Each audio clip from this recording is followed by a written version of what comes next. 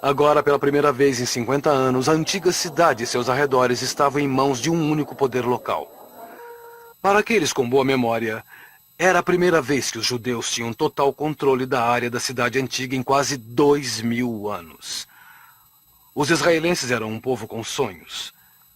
Mas eles confiam nas mesmas armadilhas que todas as administrações regionais. Eles eram idealistas. E foi isso que o projetista britânico disse, que Jerusalém era única, cheia de idealistas, e que através das gerações arrasaram a si mesmos e a cidade. O que os israelenses fariam?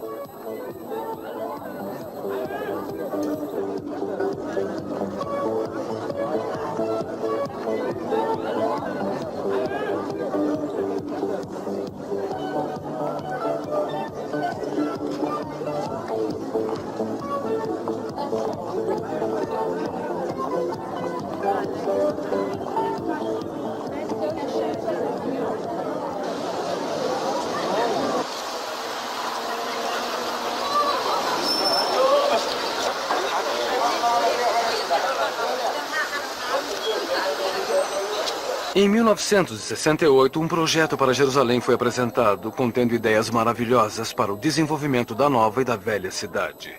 Era grande como um sonho, mas antes problemas urgentes precisavam de atenção imediata.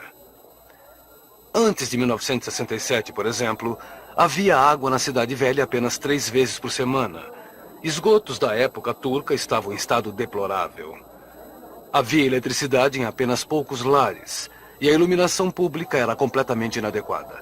Mesmo os bazares, que eram a maior atração da Cidade Velha, estavam negligenciados e em ruínas.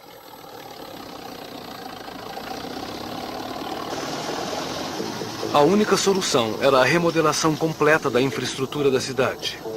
Era uma tarefa complicada, especialmente se considerarmos as condições precárias dos bazares e o traçado antigo das ruas. Mas finalmente foi completado.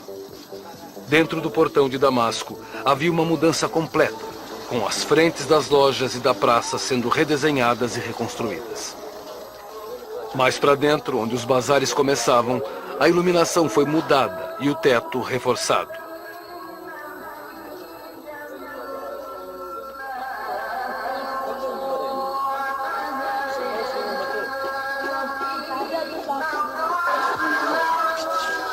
Gradualmente, toda a área foi limpa e novos couros e pavimentos foram colocados. Mas este não foi um projeto só para turistas. Durante 10 anos, as restaurações também foram feitas em propriedades, de modo que as casas e os lugares sagrados fossem reforçados ou reconstruídos.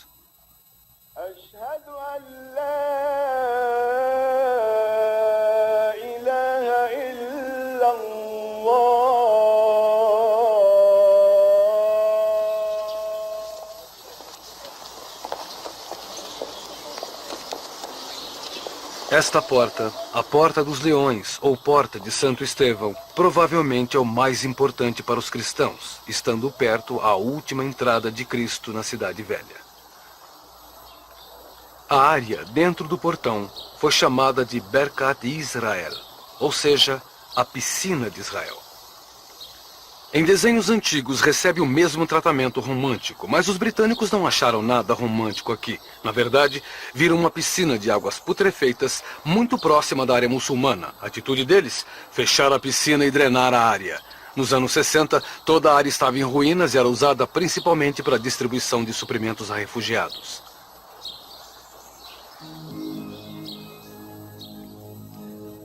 Este modelo desenhado por Ari Heshamihav mostra o esquema do remodelamento da área.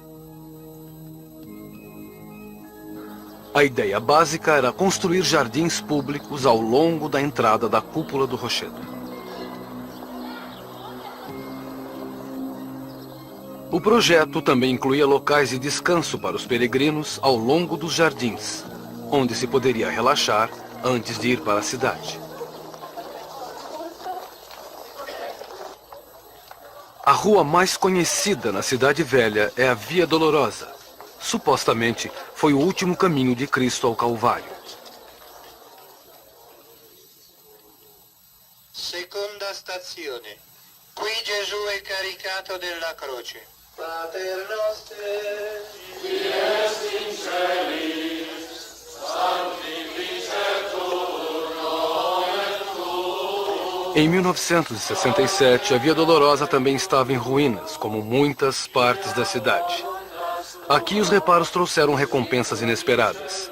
Enquanto o pavimento e o esgoto novos eram colocados, foram descobertas peças de uma rua romana da época de Jesus.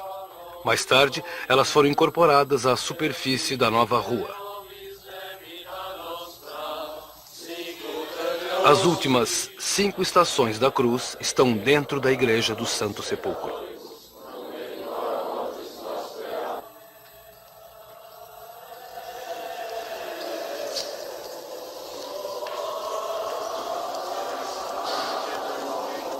Aqui, 6 diferentes comunidades cristãs cuidam do lugar enquanto peregrinos e turistas buscam inspiração sob as lembranças das últimas horas de Cristo na Terra. Segundo a religião muçulmana, Maomé elevou-se ao céu de Jerusalém e os rios do paraíso correram pela cidade. Para os judeus, Jerusalém é a cidade de Davi e o centro de seus pensamentos. Há 100 anos, o bairro judeu era o mais populoso na Cidade Velha. Mas após a guerra com os árabes, toda a população, 5.000 judeus, foi expulsa dessa área. Em meio às lutas, nos 19 anos seguintes, a negligência destruiu completamente cerca de metade do bairro judeu.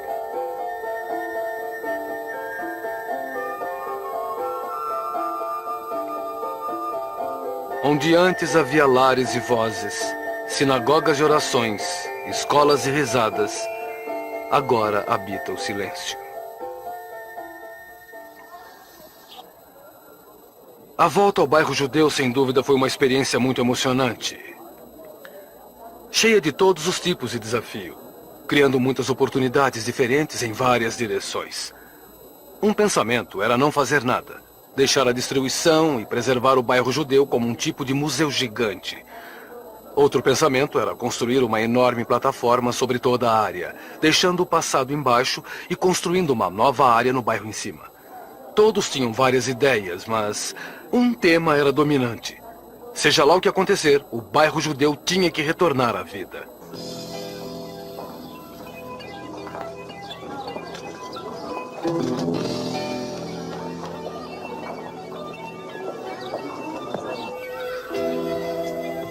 A cooperação para a restauração do bairro judeu teve início em 1968 e por 10 anos o lugar ecoou o som de furadeiras, martelos e tratores. Hoje, o lugar está completamente transformado. Na época, uma questão que pairava no ar: o que fazer com os prédios históricos que foram parcial ou totalmente destruídos? Este é o modelo da Cidade Velha, centenas de anos atrás. Um prédio, a Sinagoga de Korba, domina o bairro judeu. Em 1948, a sinagoga, o orgulho dos judeus, foi vítima da guerra. Ela devia ser reconstruída, exatamente como antes, ou uma sinagoga moderna devia tomar seu lugar. No fim, uma solução temporária foi encontrada. Deixar a destruição, mas construir um arco para simbolizar a antiga glória de Korba.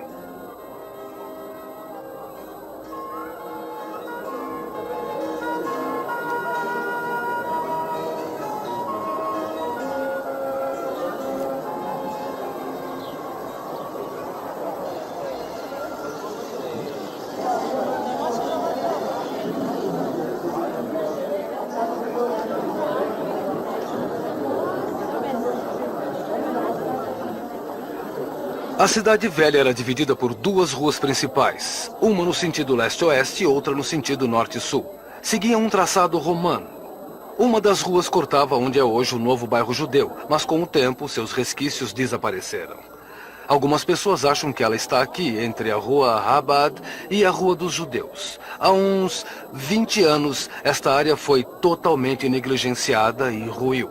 Então, em 1971, um concurso de arquitetura foi anunciado para a construção de um centro comercial e residencial que iria mais ou menos de onde eu estou até 1.800 metros do bazar principal.